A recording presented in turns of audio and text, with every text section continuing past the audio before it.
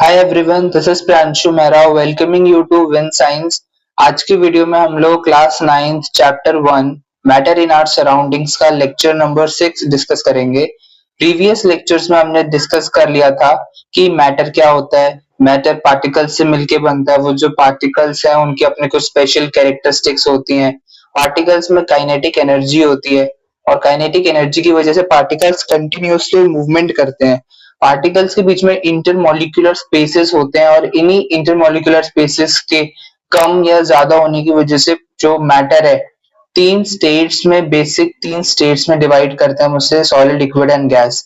और इन तीनों स्टेट्स की अपनी स्पेशल कैरेक्टरिस्टिक्स हैं on the basis of their shape, volume, compressibility etcetera. और फिर हमने देखा था कि डेली लाइफ में किस तरीके से हम इन कैरेक्टरिस्टिक्स को यूज भी करते हैं। आज की वीडियो में हम लोग ये डिस्कस करेंगे कि अब ये जो स्टेट्स हैं जैसे सॉलिड लिक्विड गैस जो स्टेट्स हैं ये चेंज कैसे होती हैं। एक स्टेट से दूसरी स्टेट में मैटर का ट्रांसफर किस तरीके से होता है। एक्टिविटी 1.12 से हम ये देखेंगे कि टेम्परेचर का इफेक्ट क्या होता है अगर हमें मैटर की स्टेट चेंज करनी है। तो इस एक्टिविटी में हमें सिंपली एक बीकर में हमें थोड़ी सी आइस डालनी है और एक थर्मोमीटर हमें फिक्स कर देना है कुछ इस तरीके से कि उसका जो मर्क्यूरी वाला पार्ट है जिससे मेजरमेंट होता है उस वो पार्ट आइस के कांटेक्ट में रहे। अब हमें इस आइस को थोड़ा सा हीट करना शुरू करना है। थोड़ी सी हीट देते देते देते इसको हमें मेल्ट होने देना है। हमें टेम्परेचर ऑब्जर्व करना है कि आइस जब थी तब कितना टेम्परेचर था। फिर वो आइस जब वाटर में कन्वर्ट हो गई तो उस टाइम जैसे ही आइस पूरी तरीके से वाटर में कन्वर्ट हुई उस वाटर का टेम्परेचर। उसके बाद हमें आगे ऑब्जर्व करना है कि उस वाटर को हम और हीट देते जाएंगे तो फिर उसका जब वेपर बनने शुरू हो जाएंगे तब टेम्परेचर कितना हो जाएगा।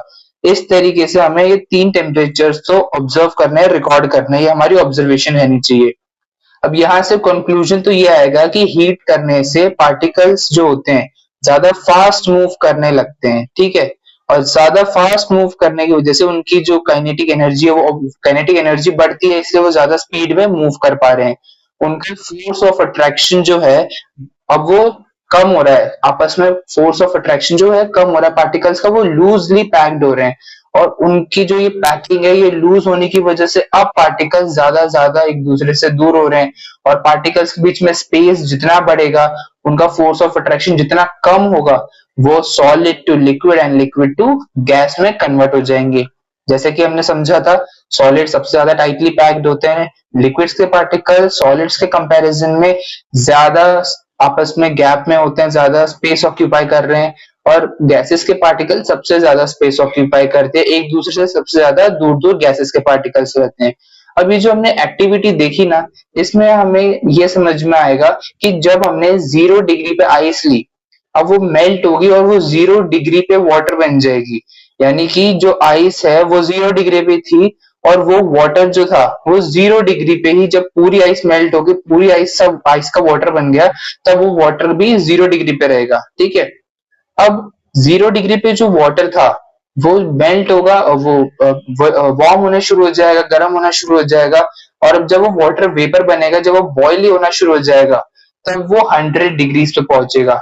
अब जो स्टीम निकल रही है, जो वेपर्स निकल रहे हैं वो भी 100 डिग्रीज पे निकल रहे होंगे। ये दो तीन टेम्परेचर हैं, दो तीन पॉइंट्स हैं जो हमें नोट करने हैं। अब यहाँ पर इसका रीजन क्या है और इसको नोट करने से हमारे लिए क्या क्वेश्चन है वो हम आगे समझेंगे। पहले जो पॉइंटर्स हैं इनको डिस्कस कर लेते हैं। सबसे पहले तो काइनेटिक एनर्जी इंक्रीज होगी। काइनेटिक इंक्रीज होने की वजह से जो पार्टिकल्स है उनका वाइब्रेशनल स्पीड बढ़ जाएगी। ज्यादा स्पीड में पार्टिकल्स वाइब्रेट कर रहे हैं उनका फोर्स ऑफ अट्रैक्शन कम होना शुरू हो जाएगा और इसी की वजह से पार्टिकल्स अब ज्यादा फ्रीली मूव करेंगे। अब यहाँ से एक बड़ा ही इंपॉर्टेंट पॉइंट सामने आता है कि पार्ट जैसे melting point of solid is an indication of the strength of the force of attraction between its particles. यानी कि जिस भी सॉलिड का मेल्टिंग पॉइंट जितना हाई रहेगा उसके पार्टिकल्स का फोर्स ऑफ अट्रैक्शन भी अल्टीमेटली उतना ज्यादा ही होगा। कुछ डेफिनेशंस है हमारी मेल्टिंग पॉइंट की और फ्यूजन की, उनको समझते हैं फिर ये पॉइंट और अच्छे से समझ में आ जाएगा। First है the minimum temperature at which a solid melts to become a liquid at the atmospheric pressure is called its melting point. यानी कि सिंपल लैंग्वेज में हम नॉर्मल कंडीशंस में एटमॉस्फेरिक प्रेशर फेस जो हम फील करते हैं वो होता है 1 atm या फिर 1 पास्कल. उसी 1 एटमॉस्फेरिक प्रेशर पे 1 atm पर मिनिमम टेम्परेचर, जो भी मिनिमम टेम्परेचर किसी भी सॉलिड को लिक्विड में मेल्ट करने के लिए रिक्वायर्ड होता है वही उसका मेल्टिंग पॉइंट होता है.